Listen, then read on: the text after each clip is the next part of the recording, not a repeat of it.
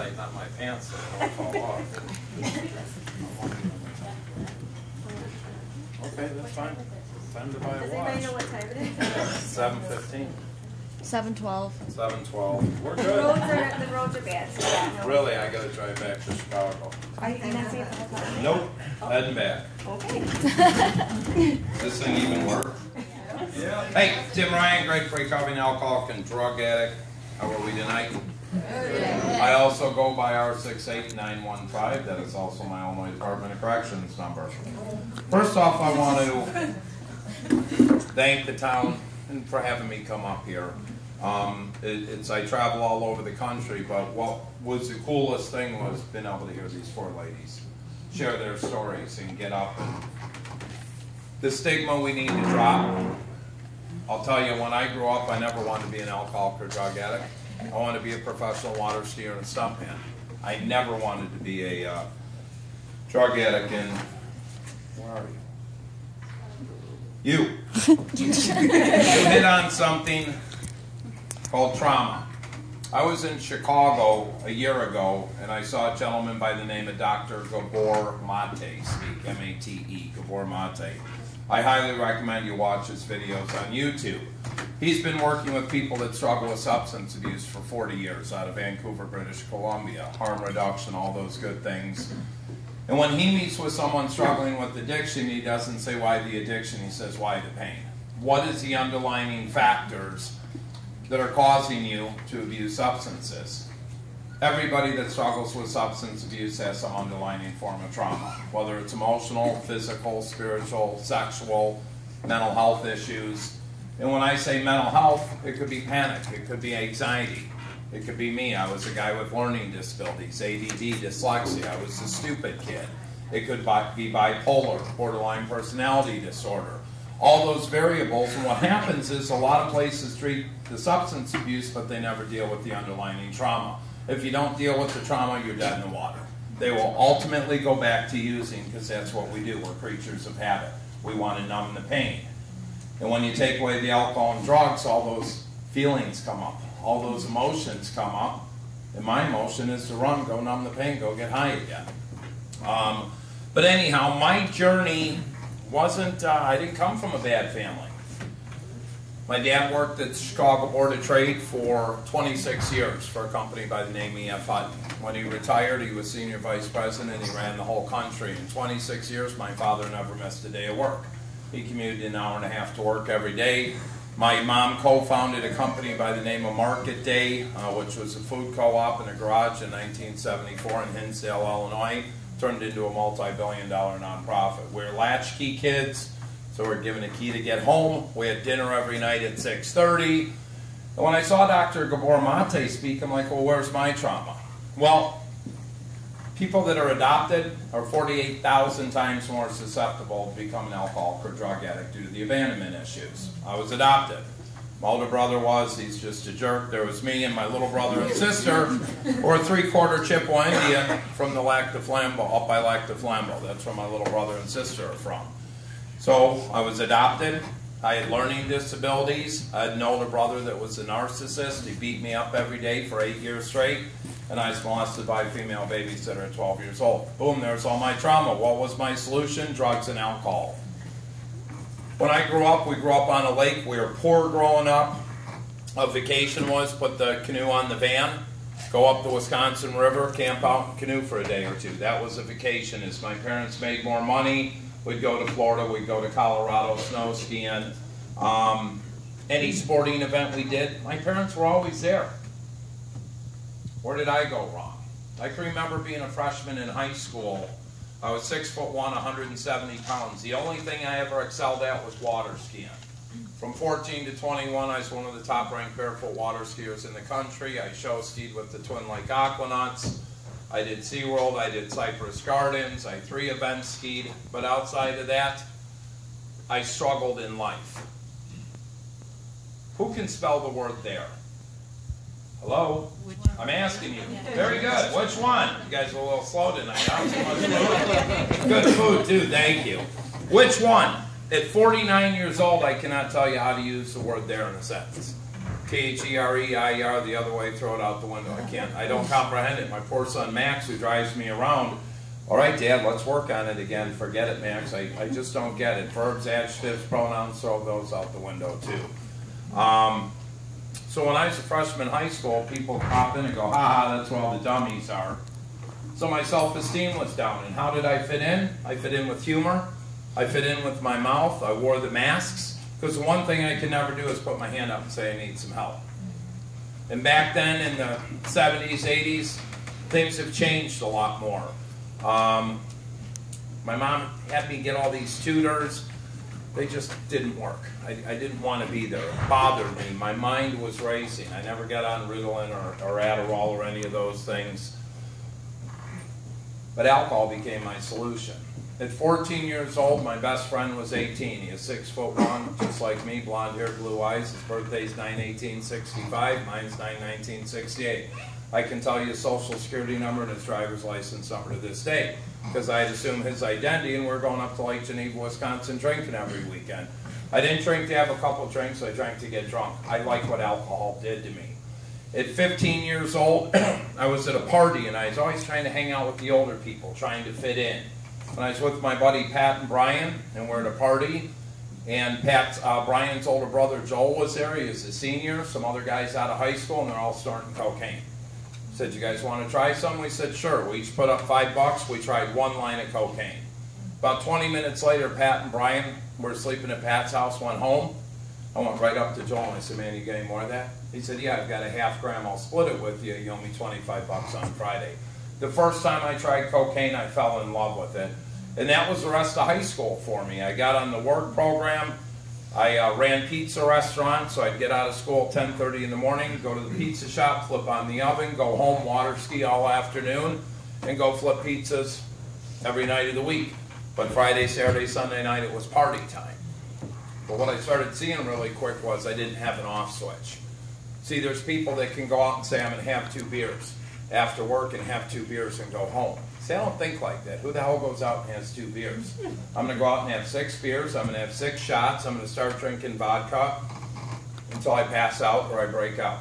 When I break out windows, I break out teeth, and I always break out in those damn handcuffs. So, yeah, we got that in common. I never stopped. But what happened is I started finding out very quickly I'm with myself, by myself, crying to myself, saying I can't stop, but I could never put my hand up and ask for help. When I got out of high school, my grade point average was a 1.4. The ACT, who took the ACT in here? Who remembers what they got on it? What'd you get? 18? Who else took it? What'd you get? How can you take it and not remember what you got? Because I do. I got an 11 and I took it 5 times.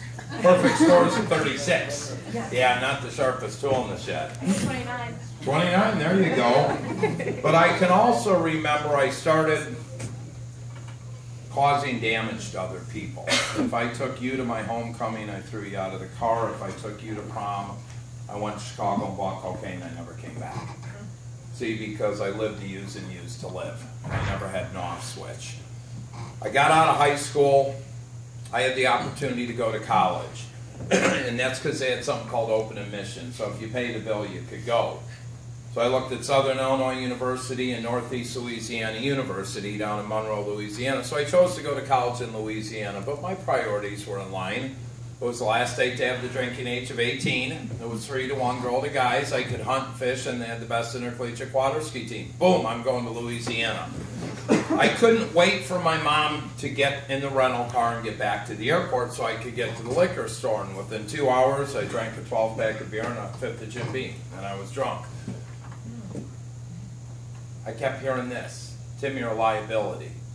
See, I never got on the water ski team I went to go down to train for because I was always drinking. I couldn't make practice. I rarely went to class. A drug ecstasy was legal in the state of Texas in 1985. They made it illegal, so we started running drugs between Dallas, Houston, and Mississippi. We're making money, and that gave me the opportunity to get into more drugs, more cocaine, magic mushrooms, acid. I didn't like crystal meth, but I was always altered. I had a bumper sticker on the back of my '78 Ford Fairmont that said, "In search of the eternal buzz." See, I was searching, true story. Hell, it was so hot in Louisiana, I took the damn doors off the car. Those people just said, "There goes that Yankee again." They left me alone. They thought I was out of my tree. You know, it'd freeze down there. They shut down the whole town. I'm like, let's go out and do donuts in the parking lot.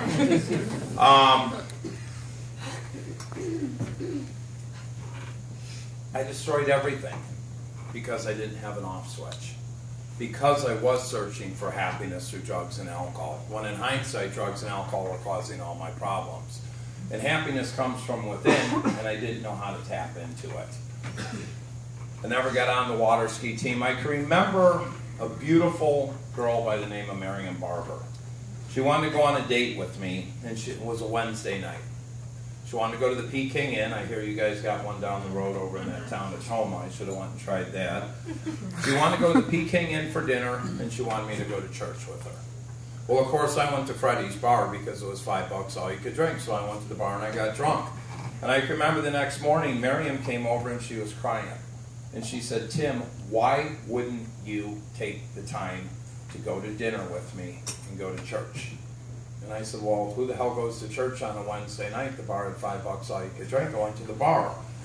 That's the way I thought, because drinking was more important, and I still think about her to this day. What if I would have actually went to dinner? What if I would have went to church? Would I have been saved then instead of running for the next 25 years? And I hope one day I'll be able to see her and make amends to her and move forward. I also remember, does anyone up here in the neck of the woods listen to country western music? Anyone heard of Tim McGraw?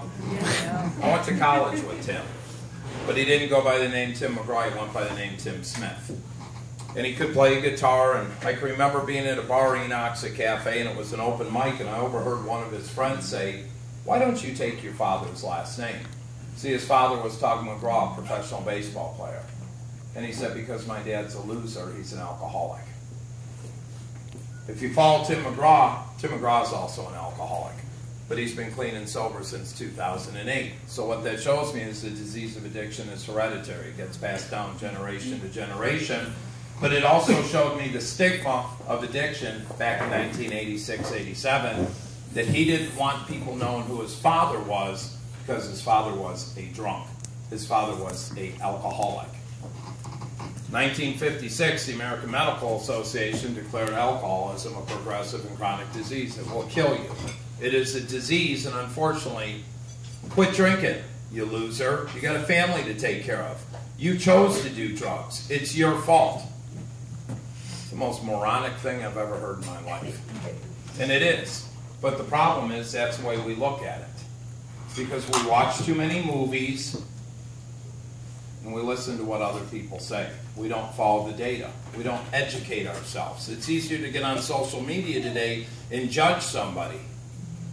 Walk a mile in my shoes. Then you can judge me. Until then, don't judge anybody. Because I'll guarantee everyone sitting in this room has skeletons in their closet. Every one of you. There's not a perfect person out there. There's not a perfect marriage. There's definitely not a perfect family. But it's easier to pick on the alcoholic or the drug addict. Ultimately got kicked out of college because I never went to class. I came back to Chicago area, Crystal Lake, did some odd jobs, and I got into, as usual, hanging out with older people. And I met a guy doing cocaine. We started running cocaine back and forth from Chicago, and I started smoking cocaine and freebasing cocaine. And I started stealing checks from my mom. And at 21 years old, one of my good friends called my mom and said, "Mrs. Ryan, you do know your son has a drug problem." He snitched on me, which is a good thing. That's what I teach the kids in schools today. I'll say, how does that saying go? Snitches get what? Stitches. I'll say, really? 95% of the people that get arrested snitch within the first hour. It's called cover your own ass. But I empower kids today to snitch on their friends. If you see your friend going down a slippery slope, say something. Don't say, "Here, do this, do this." A true friend would be a leader, and they'd say something. But a lot of people don't, because a lot of the kids today are followers. So anyhow, Rick tells my mom, you know, Tim just cashed one of your checks here for $400. He's buying cocaine. So Cat was out of the bag, and next thing I'm on my way to drug treatment. And the crazy thing was I just got my passport. One of my best friends in the world was playing professional hockey for Team Austria. So I was all set to move to Zell am See, Austria. But I knew if I went to Austria, I wouldn't come back. And I would probably just destroy my friend's career because I was so out of control. So I went into drug rehab. When I went into rehab at 21 years old, I went in with the thought pattern, I just want to quit doing drugs. I want to figure out how to drink like a normal person, because it's the drugs that cause all my problem, not the drinking. I went through the motions of treatment. I liked it. I put on 30 pounds. There was 38 of us. There was 13 Chicago police officers, and there was 11 people that worked, 4 people that worked for the railroad. So I instantly looked at them and said, well, these cops must have a drinking problem. There's 13 of them. And these people that work for the railroad, they really must be bad drunks because there's 4 of them. What I didn't realize until I got into the treatment space that treatment center had the EAP contract, and that's where everybody went. But I looked at the differences in everybody. I never listened to the similarities. A guy like me came in and spoke February 2nd in 1990. It was my parents' wedding anniversary yesterday. They were married 55 years. Kumbaya, good stuff. It is. They have a healthy relationship. I don't know what they are. True story.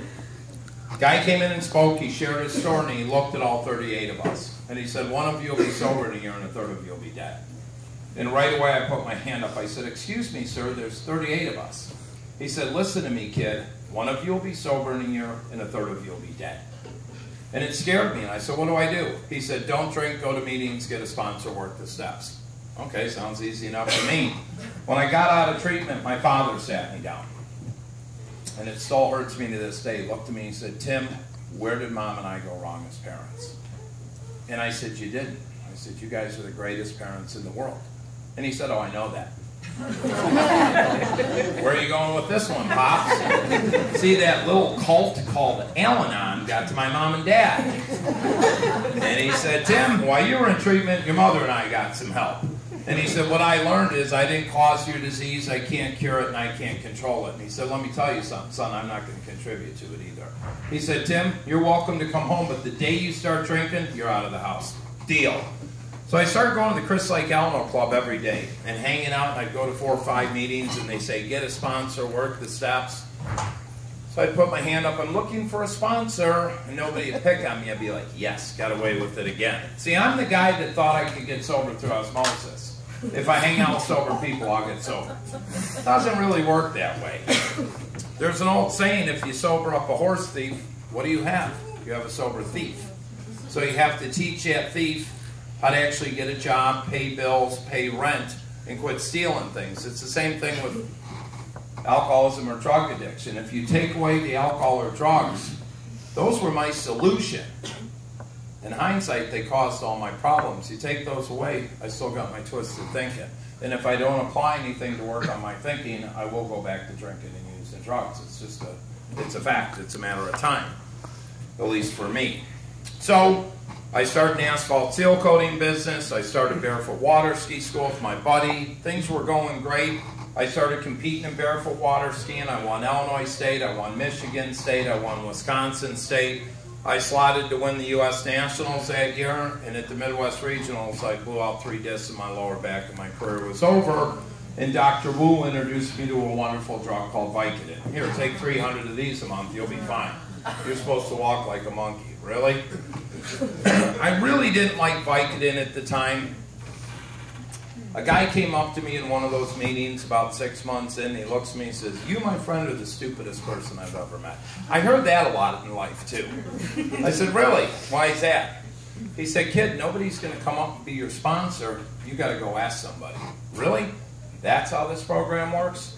So instead of doing that, since I was full living in resentment, I quit going to meetings. And I thought I was cured, and I could rescue all my other friends. I could tell you what's wrong with you, and you what's wrong with you, and you what's wrong with you. Why? Because it deflected off of me. Because I never wanted to take a look at myself. And about a month later, I went to a Grateful Dead concert. Poster and a fatty, $7. It was really a cool poster, so I bought it, and along came a big fat joint. And I smoked that one joint. Within 2 days, I was back to drinking and doing cocaine like I never stopped. I very quickly lost my businesses. My partner at the water ski school, Tim, you're a liability. I'm taking it down to Florida, and you're not coming with. Okay, knock on my apartment door, you're evicted. I didn't realize I actually had to pay the bills. So I came up with a great idea. I'll just relocate. I'll pack up, move down with my best friend in Austin, Texas. But there's a little saying, wherever you go, there you are. You take you and your thoughts with you. I moved down to Austin, Texas with my buddy Trayson. Started going to some meetings, and about 3 weeks in, I wanted to get high, so I flipped on the news and I saw that somebody was shot on 13th Street. So I hopped on my motorcycle and I went down to 13th Street. I know if they're shooting people, they're selling drugs. See, that's the way I think. I look for the prostitutes and I look for the gangbangers, and I will find drugs. I could go into any town in the United States, and I guarantee you within an hour I can find any drug I want. And someone said it earlier, drugs are everywhere.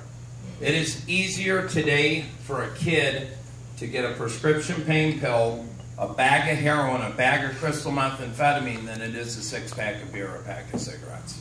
It's everywhere. I'll ask you guys a question right now. I'm ADD, I go all over the place. How many people here right now, and I need you to be honest, have unused prescription meds in your cabinet at home? Put your hands up. Why?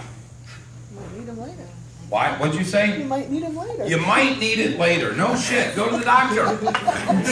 Get rid of your prescription meds. Do you have lockbox? Do they have drop boxes at the police station here? They do. Get rid of your prescription meds immediately if you don't need them, and get them to a drop box. Because if you don't, little Johnny's going to come over and cut your lawn. Excuse me, can I use your bathroom? Sure, Johnny, you've been out there sweating away, shoveling my driveway or cutting my lawn. He's in rifling through your medicine cabinet and taking all your pills. That's where a lot of it starts. If you don't need them, get rid of them.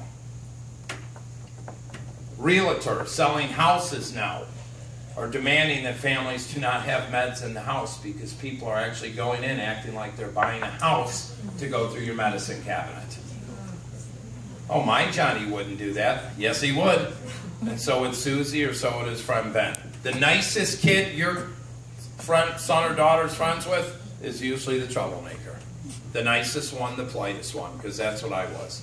Every family loved me. Everyone. And I was the biggest klepto thief. I'd take whatever I can get my damn hands on. Don't be fooled. Like, kill them with kindness. Believe me, that's what I did. But get rid of those unused meds. You don't need them, get rid of them. Got thinking, didn't I? Nobody likes me. They don't come to my house. I'm good. Same. That's what mailman does. That's another topic. So anyhow, I started doing cocaine. I don't normally share this part, but I will, because I'll show you how twisted an addict thinks. A little backstory on Trayson. Trayson's mom and dad got divorced when he was 2. He lived with his mom. Him and his mom were in a car wreck when he was 9. She was killed. His dad abandoned him. He lived with his grandparents. His grandfather was one of the top gynecologists in the world. I can remember in college going to their ranch in Texas and their beautiful condo in Houston. Nicest people in the world. Trayson went to all these prep schools. Throughout college, his grandparents died. When he turned 21, he was left a substantial amount of money.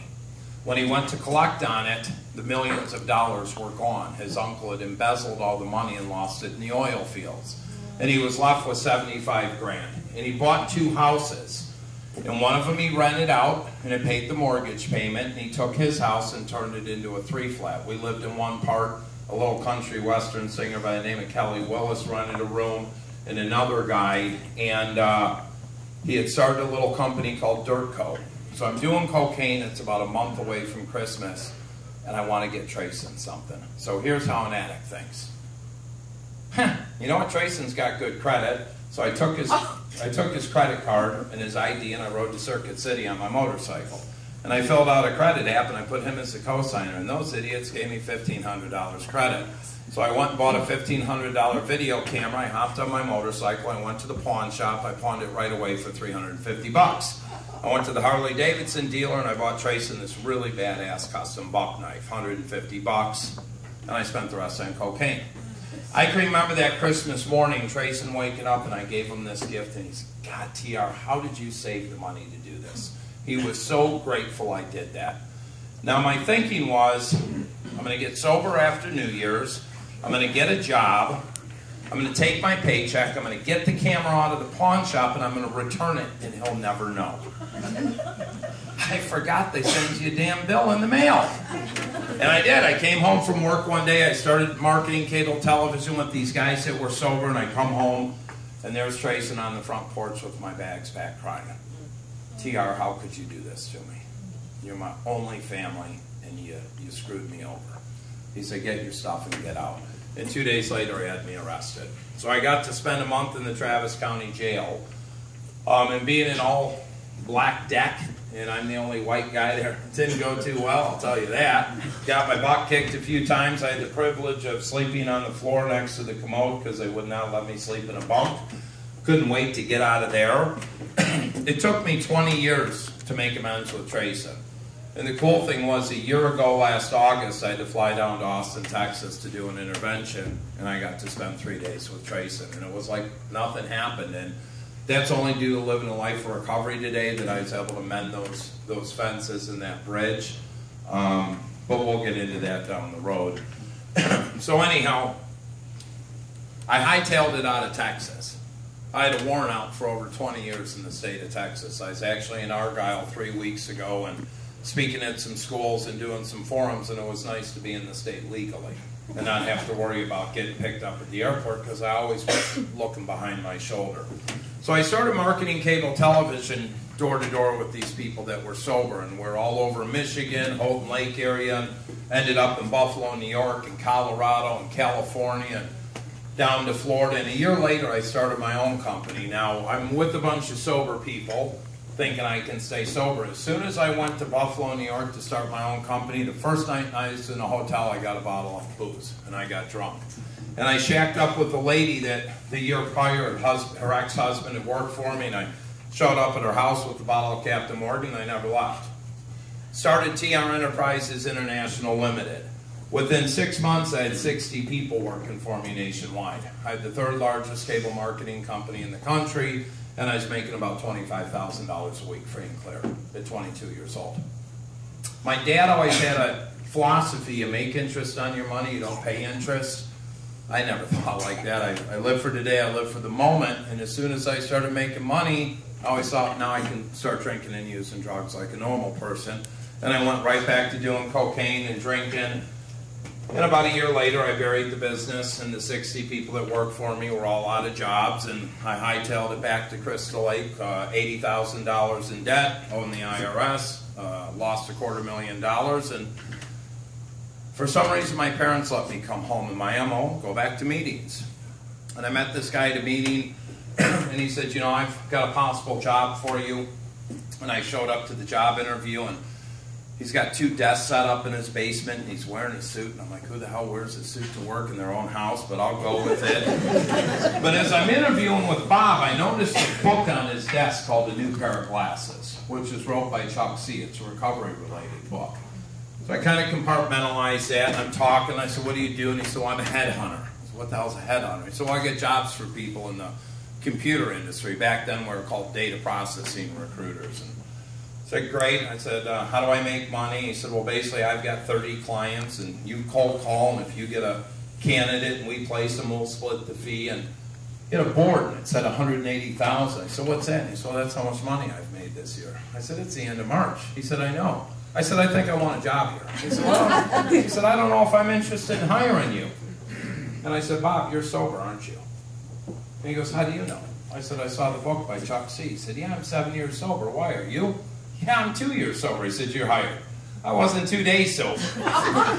But see, I could talk the talk and walk the walk. If you read the big book of Alcoholics Anonymous, Acceptance, page 449, paragraph 2, 3rd edition. Page 417, paragraph 2, 4th edition. Rarely have we seen a person fail who has thoroughly followed our path. Those who do not recover are people who cannot or will not completely give themselves to this simple program.